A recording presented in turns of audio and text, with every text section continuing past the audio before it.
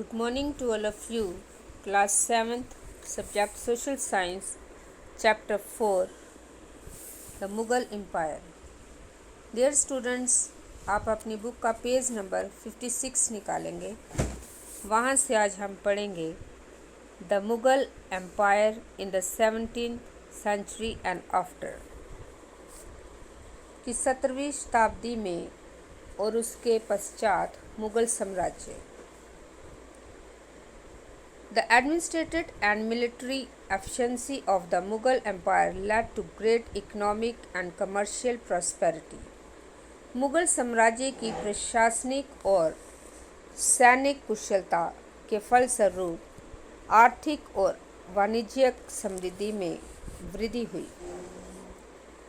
International travelers described it as the fabled land of wealth. विदेशी यात्रियों ने इसे वैसा धनी देश बताया जैसा कि हिस्से कहानियों में वर्णित होता जा रहा है। But these same visitors were also appalled at the state of poverty that existed side by side with the greatest opulence. The inequalities were glaring. Documents from the 20th year of Shah Jahan inform us that the highest ranking mansabdar were only 445 in number out of a total of 8,000. परंतु यही यात्रा इसी प्रचुरता के साथ मिलने वाली दृढ़ता को देखकर विस्मित रह गए। सामाजिक असमानताएं साफ दिखाई पड़ती थी। शाहजहां के शासनकाल के 20वें वर्ष के दस्तावेज से हमें पता चलता है कि ऐसे मनसबदार जिनको उच्चतम पद प्राप्त था, कुल 8,000 में से 445 ही थे।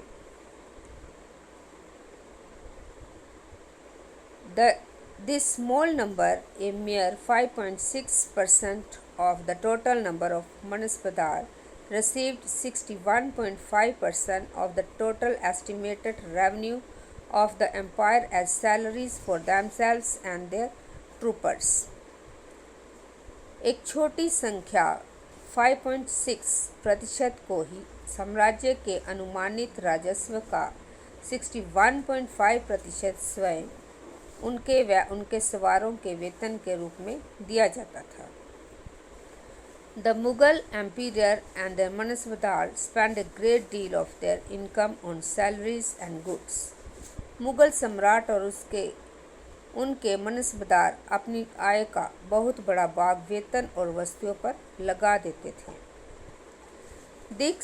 This expenditures benefited the artisans and peasantry who supplied them with goods and produce, but the scale of revenue collection left very little for investment in the hands of the primary producers, the peasants and the artisans. The poorest among them lived from hand to mouth, and they could hardly consider investing in additional resources, tools and supplies to increase productivity. The wealthier peasantries and artisan groups, the merchants and bankers profited in this economic world. परंतु राजस्व का भार इतना था कि प्राथमिक उत्पादकों, किसानों और शिल्पकारों के पास निवेश के लिए बहुत कम धन बचता था।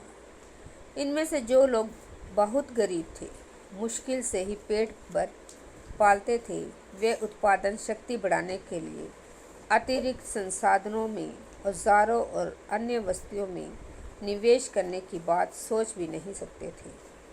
इसलिए अर्थव्यवस्था में ज़्यादा धनी किसान, शिल्पकारों के समूह, व्यापारी और महाजन ज़्यादा लाभ उठाते थे। The enormous wealth and resources commanded by the Mughal elite made them an extremely powerful group of people in the late 17th century. मुग़लों के कुलीन वर्ग के हाथों में बहुत धन और संसाधन थे, जिनके कारण 17वीं सदी के अंतिम वर्षों में वे अत्यधिक शक्तिशाली हो गए। As the authority of the Mughal Empire slowly declined, his servants emerged as powerful centers of power in the regions.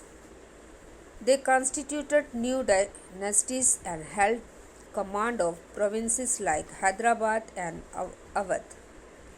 Although they continued to recognize the Mughal Emperor in Delhi as their master, by the 18th century the provinces of the empire had consolidated their independent political identities.